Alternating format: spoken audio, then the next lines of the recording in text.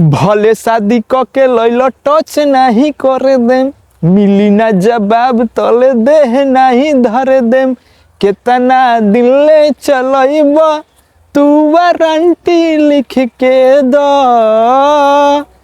कमर डैमेज नहीं करब तू गारंटी लिख के दो, कमर डैमेज नहीं करब तू गारंटी लिख के दो। ई माहौल बदले दो सोना तू बदली हजन। तो खेसारी भैया के ये दो गाना जो भोजपुरी में काफ़ी तेज़ी से बज रहा है, एक गाना कमर डैमेज तो आप लोग सुन ही चुके हैं, और खेसारी भैया का माहौल बदले दो ये गाना ये भी बज रहा है। तो लगातार खेसारी भैया भोजपुरी में तबाही लेकर आ रहे हैं सॉन्ग। और एक और गाना जो कि खेसारी भैया कल सुबह सुबह VR म्यूजिक से ये गाना आने वाला है खेसारी भैया के, जो कि बहुत ही लाजवाब गाना है। तो गाने का चलिए नाम बताते हैं। गजबे कमर खेसारी भैया के ये गाना कल सुबह सुबह VR म्यूजिक से ये गाना खेसारी भैया का अपलोड हो जाएगा, जो कि काफ़ी भोजपुरी में बवाल करने वाला ये गाना शायद हो सकता है। तो कल का इंतजार करिए, सुबह सुबह गाना 7 बजे ये गाना खेसारी भैया अपलोड कर देंगे। तब तक के लिए बात किया जाए काजल राघवानी के, तो काजल राघवानी के वीडियो एक आया है अभी मेरा पास। काजल राघवानी के शूटिंग के दौरान अपने एक कुत्ता है उनके पास, वो कुत्ते को बिस्कुट खिलाते हुए नजर आएगी। तो चलिए पहले आप लोग को वो वीडियो दिखाया था। क्या बाकी पकड़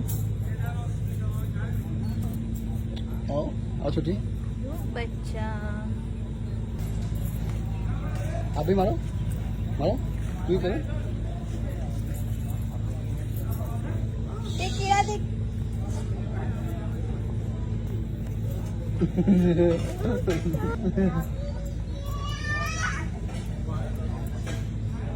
आजा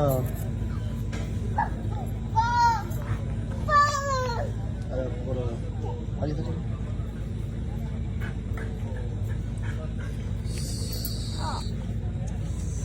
पकड़ पकड़ पकड़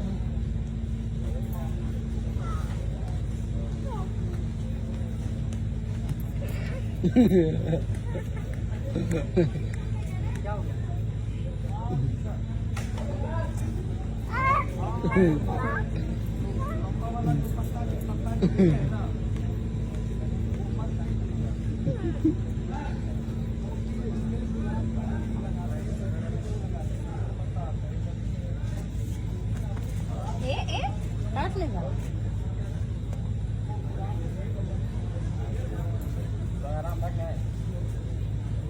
रुक।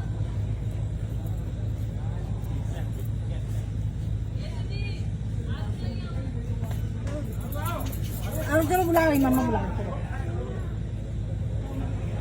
गुंडा छोकरो छी तो गुंडा छोकरो छी चूत आई छी तेरी चूत आई छी। हां मम्मा बुला रही। उम्मीद करता हूँ ये वीडियो आप लोगों को पसंद आए तो वीडियो को लाइक जरूर, मेरे चैनल पर नए तो चैनल को सब्सक्राइब करके घंटों को दबा दीजिए कि भोजपुरी से अपडेट मैं लाता रहता हूँ।